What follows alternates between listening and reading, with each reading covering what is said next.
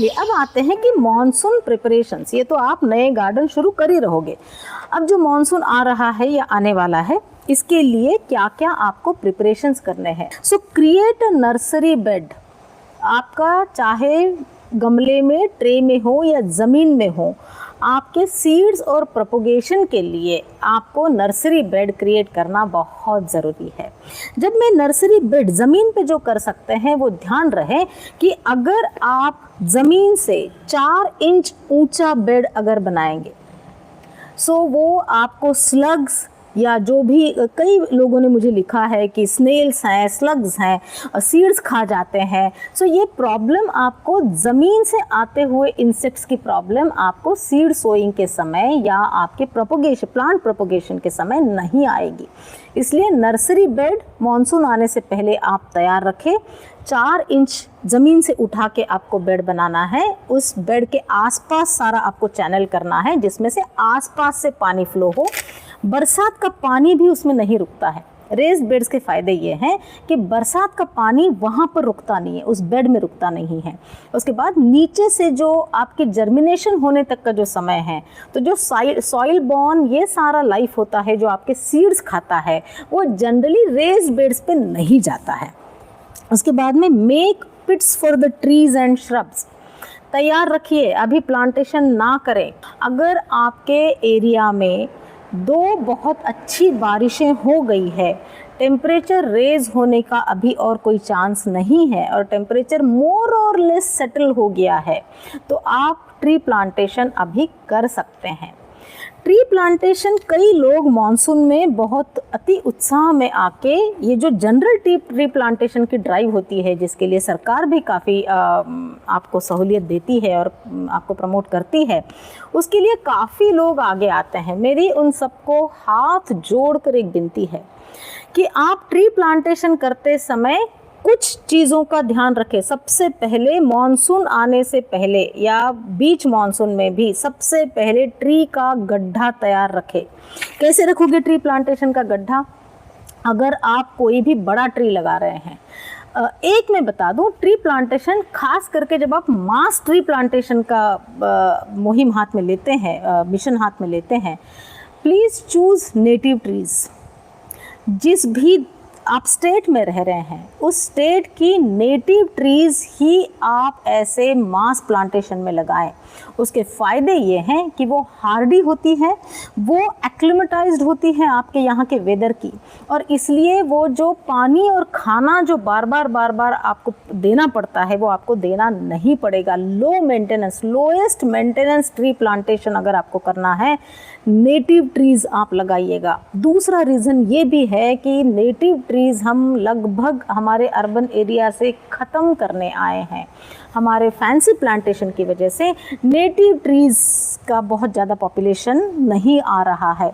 जहाँ पर native trees हट जाती है, वहाँ पर सारा लाइफ भी धीरे धीरे डिस्टर्ब होने लगता है। नेटिव बर्ड्स नहीं आते हैं, नेटिव इंसेक्ट्स नहीं आते हैं, फिर आपके गार्डन के ऊपर जो बाहर के इंसेक्ट्स हैं, जो हार्मफुल इंसेक्ट्स हैं, उनका अटैक बढ़ जाता है।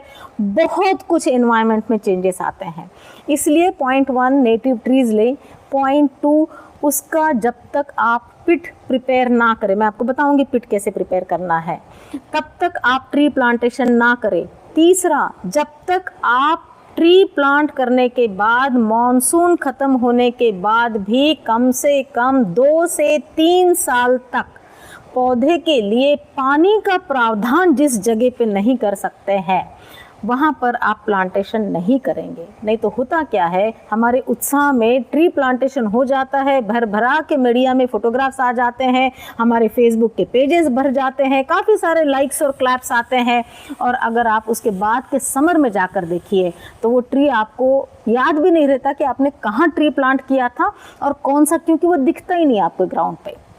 एक बेबी है, एक बच्चा है, उसको आपने उस जगह पर छोड़ा है, वो बच्चा जब तक पूरे 3 साल का नहीं हो जाता, 3 साल का, ये मुझे पता है कि काफ़ी सारे लोग इसमें मुझे आर्ग्यूमेंट करते हैं कि अरे मैडम 1 साल से हो जाता है, तो कोई बात नहीं, अगर वो 1 साल में होता है बहुत अच्छी बात है, मगर आपकी तैयारी जो है वो 3 साल की होनी चाहिए। उसकी जो ट्री गार्ड, जब तक आप अगर कॉमन एरिया में लगा रहे हैं जहाँ पर इंसानों की या जानवरों की ट्रैफिक है, तब आप ट्री तब तक प्लांट नहीं करोगे तब जब तक आप उसको ट्री गार्ड का प्रावधान नहीं करोगे। सो पानी, ट्री गार्ड, पिट और नेटिव ट्री, ये 4 चीज़ें, और 3 साल तक आपको उसको खाद और पानी, इन दोनों से 3 साल तक उस पौधे को आप सपोर्ट करेंगे, तभी तक ट्री प्लांटेशन करें। वरना आप इस आइडियलिज्म में ना जाए कि हमको ट्री प्लांटेशन की मुहिम है तो हमको जाके उसमें कंट्रीब्यूट करना है, हम एनवायरनमेंट का बहुत फ़ायदा कर रहे हैं। नहीं, अगर हम उसके लॉन्गिविटी की, उसके लाइफ की अगर हम ध्यान नहीं रख रहे हैं तो हम एनवायरनमेंट का नुकसान कर रहे हैं, फ़ायदा नहीं। हम कई ट्रीज़ मारने के लिए नर्सरी से ले रहे हैं। इसलिए ध्यान रहे कि ट्री प्लांटेशन के लिए ये 4 चीज़ें बहुत ज़रूरी है।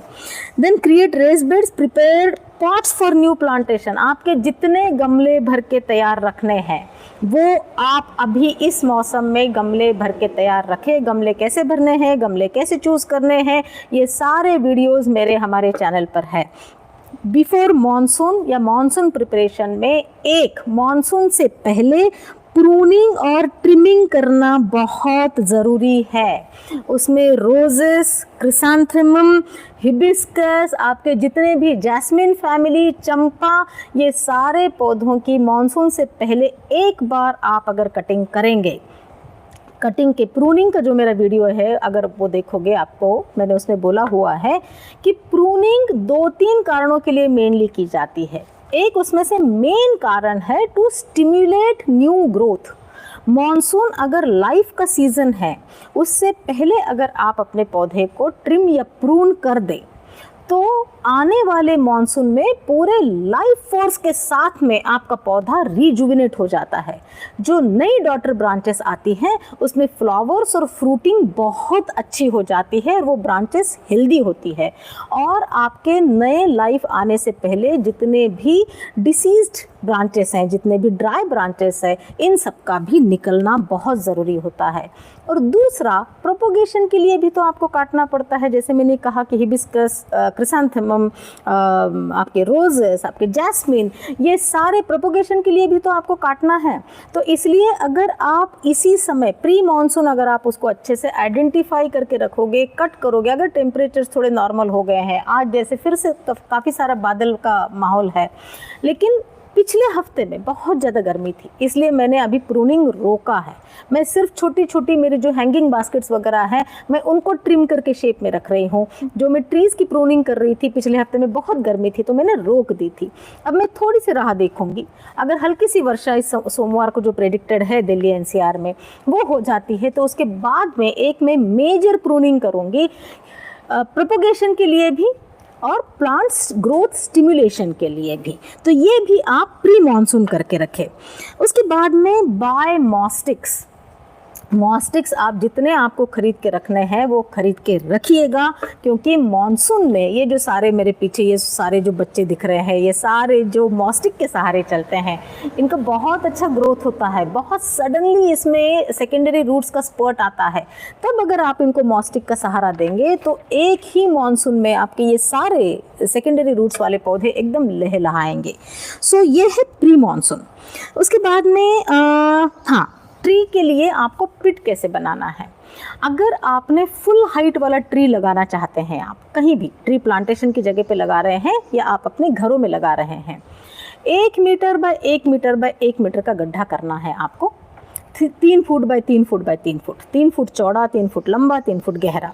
उसके बाद में नीचे 4 इंच का स्लोप देना है आपको। जैसा मैंने कॉम्पोस्ट पिट में बोला था एग्जैक्टली उसी तरह से नीचे आपको स्लोप देना है। उस स्लोप में आपको ईंटों के टुकड़े मोटे मोटे या थोड़ी रोड़ी, ज़मीन में आप रोड़ी डाल सकते हैं, ये पूरा आपको एक तरफ 4 इंच और जो पानी की ढलान की दिशा है उस तरफ आपको 1 इंच, इतना आपको स्लोप देना है। उसके बाद इस पिट को जितना बायोडाइवर्स बायोमास आपको मिलता है वो जैसे आपको 2 तसले अगर बायोमास आपने लिया तो 2 तसला बायोमास, 1 तसला गोबर की खाद और 1 तसला माने बकेट हो या टोकरी हो, जो भी मैं आपको प्रोपोर्शन बता रही हूँ, 2:1:1 ये आपको क्या है, 2 है बायोमास, जितने भी सूखे पत्ते बायोडाइवर्स जितने मिल सके आपको, एक है गोबर की खाद और दूसरा एक है मिट्टी। जिन भी प्रदेशों में दोमट मिट्टी है वो लोग 2:1:1 ये प्रोपोर्शन रख सकते हैं। जिन भी प्रदेशों में चिकनी मिट्टी है आप उसको मिट्टी का प्रमाण 3/4 या इवन हाफ भी कर सकते हैं, तब जाके जो भी आप ट्री का सैपलिंग लगा रहे हैं उसमें बहुत अच्छी ग्रोथ आएगी।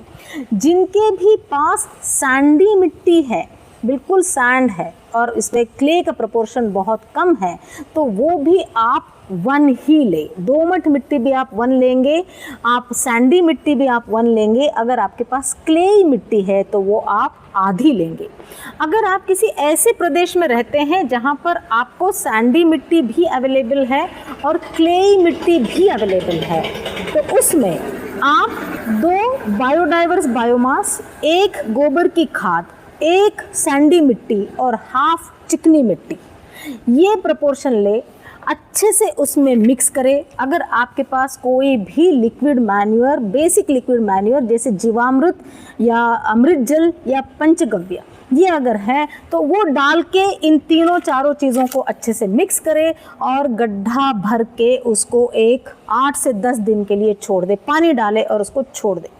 उसके बाद में जब आप इसमें ट्री का सैपलिंग प्लांट करेंगे, ट्री सैपलिंग की रूट बॉल बिना डिस्टर्ब करे और थोड़ी बीच में गड्ढे में, बीच में पिट में बीच में थोड़ा सा गड्ढा बना के थोड़ी और एडिशनल मिट्टी जिससे वो जो आप सैपलिंग लगा रहे हैं वो इन प्लेस रहे, बस ये करके आप अच्छे से पैरों से दबाएंगे उस पेड़ के आसपास। मैं आशा करती हूँ कि मैं जो बता रही हूँ आपको शायद समझ में आ रहा होगा।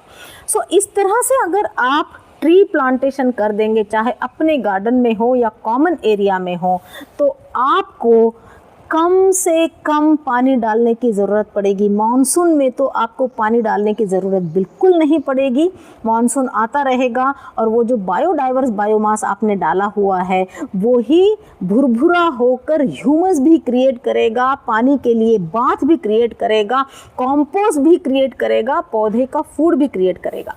मानसून के बाद में जो विंटर आता है वो वैसे ही कम टेम्परेचर्स वाला होता है, इसलिए आपको तब भी पानी डालने की ज़रूरत नहीं पड़ेगी। विंटर स्प्रिंग के बाद में जब समर आएगा तब जाके आपको आपके लगाए हुए प्लांट में पानी डालने की ज़रूरत पड़ेगी। इसलिए जहाँ पर भी आप कॉमन एरियाज़ में या ट्री प्लांटेशन की ड्राइव्स में हिस्सा ले रहे हैं, हाथ जोड़ के ऑर्गेनाइजर से विनती कीजिएगा कि जितना हॉर्टिकल्चर वेस्ट आपको वो उपलब्ध करवा सकते हैं वो करें। और इसलिए कम से कम पानी में, अगर जो भी ऑर्गेनाइजेशन हैं उनके पास पानी का प्रावधान अगले 7-8 महीने तक भी नहीं है, तब भी ये जो आपके पिट का अरेंजमेंट है ये ही उसको खाना, पानी, ह्यूमस, ह्यूमिडिटी, लाइफ सपोर्ट सब कुछ दे देगा। जो मिट्टी का प्रमाण मैंने आपको बताया, चूंकि आप ट्री लगा रहे हैं, सो आंधी तूफान में उसको एक इरेक्ट रहने के लिए जितना सपोर्ट नीचे चाहिए उसके रूट बॉल में, उस सपोर्ट देने के लिए ये मिट्टी का प्रमाण क्रिटिकल होता है। इसलिए मैंने आपको क्ले, सैंडी और लोमी, दोमट मिट्टी जो है इनका प्रमाण मैंने अलग अलग बताया हुआ है। इस तरह से आप पिट्स प्रिपेयर करके ट्री प्लांटर, चाहे वो आपके घर में हो चाहे कॉमन एरिया में हो, आप इस कर सकते हैं।